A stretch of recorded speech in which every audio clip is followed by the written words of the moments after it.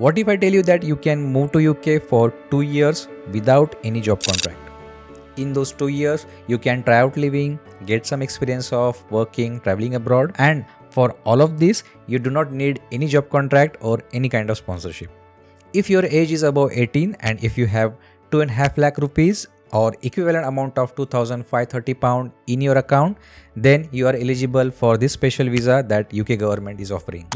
UK government is offering tons of visas as they have done multiple reforms in their immigration policies recently, as UK is demanding for seasonal workers as well as high skilled workers. As usual, I have done some research and I'm going to present some ways to move to UK for work or to find work. Stick around to this video if you decide to live in UK. Hello, hi, namaste, namaskar. My name is Arshad and I welcome you to my channel where I share information that can help you guys to move abroad. Recently, I shared 2 videos about companies offering visa sponsorship in Germany and in Netherlands. If you haven't checked that, then please do so. In today's video, I will be talking about UK's different immigration schemes. I will talk about 3 visa schemes through which you can move to UK without a job offer. If you take a look at this graph, in June 2022, almost 1.1 million people came to UK and approximately 500,000 people departed back. That means net migration, the difference between people arriving and leaving, stood at just 5 lakh. In June 2021, this net migration figure was around 3 lakh, which means there is a significant increase in the migration from previous to last year. But what does these figures mean to you? The UK has become one of the world's most accepting places for foreign workers. According to a survey done in 24 nations, it has been revealed that there is a sharp increase in the acceptance of foreign workers in UK. According to a survey conducted in 2009, around 65% citizens in UK said that the priority for job should go to the local people. And when similar survey conducted in 2022, only 29% voted positive for this statement. However, in spite of having good demand for foreign workers, in spite of having many visa options, the challenges and struggle to find job specific to your field is always there. I recommend you to subscribe to this channel as I keep posting different job opportunities on regular basis. Also, feel free to follow my Instagram for regular job updates. Alright, so let's talk about our first visa scheme called Indian Young Professional Scheme Visa.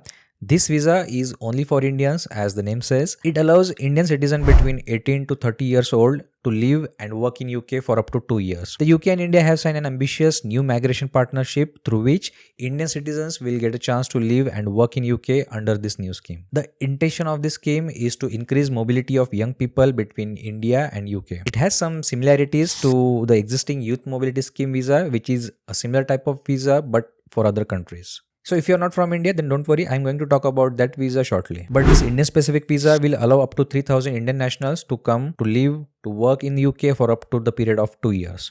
And in return, 3,000 UK nationals will be able to do the same in India. And this process happens every year. So in order to be eligible for this Indian Youth Mobility Visa, you must be selected in the Indian Young Professional Scheme ballot before you can apply for this visa. It is like a lucky draw or a lottery system like H1B visa for the United States. To enter to the ballot, there are some eligibility criteria that you must satisfy. First, you have to be an Indian citizen, of course. Second, you must be aged between 18 to 30 years old and you have an eligible qualification and you should have approximately 2,52,000 rupees or 2,530 pound in your saving account. If you have a child less than 18 years, then you become ineligible for this scheme, unfortunately.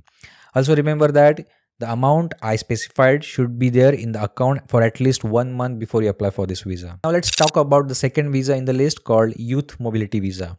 If you are not from India, then you can check this Youth Mobility Visa, which is kind of a similar like Indian visa that I explained before. As of today, these countries are the part of this Youth Mobility Scheme with UK.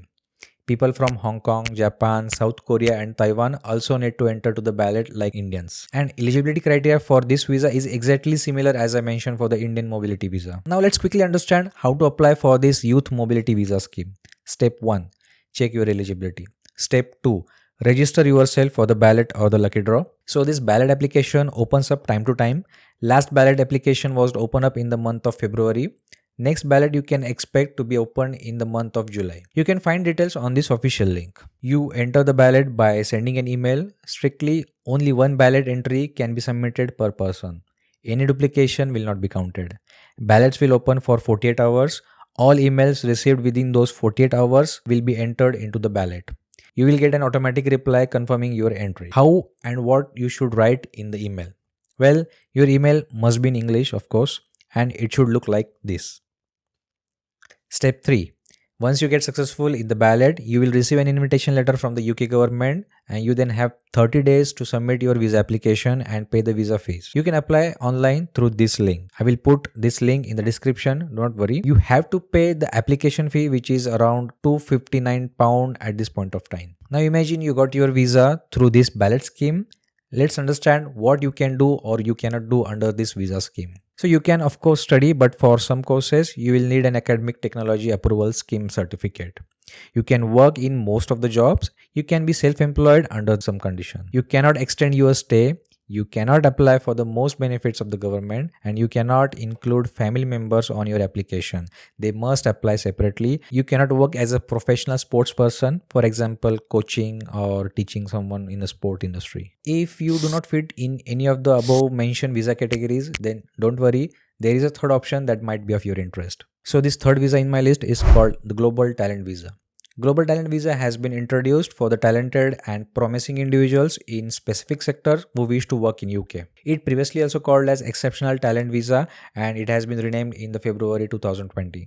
Best thing about this visa is that it does not require a sponsorship by an employer, and it does not place restrictions on the type of work that you can do within your field. If you move to UK on the Global Talent Visa, then you are eligible for fast track settlement in UK. Settlement meaning having a kind of permanent residence in UK, and fast track meaning you may get UK settlement or UK PR after 3 years of having Global Talent Visa. So the professionals from the fields like science, research, digital technology, arts and culture, film and television, fashion design, architecture, engineering, humanities, medicines, all of those are applicable for this visa.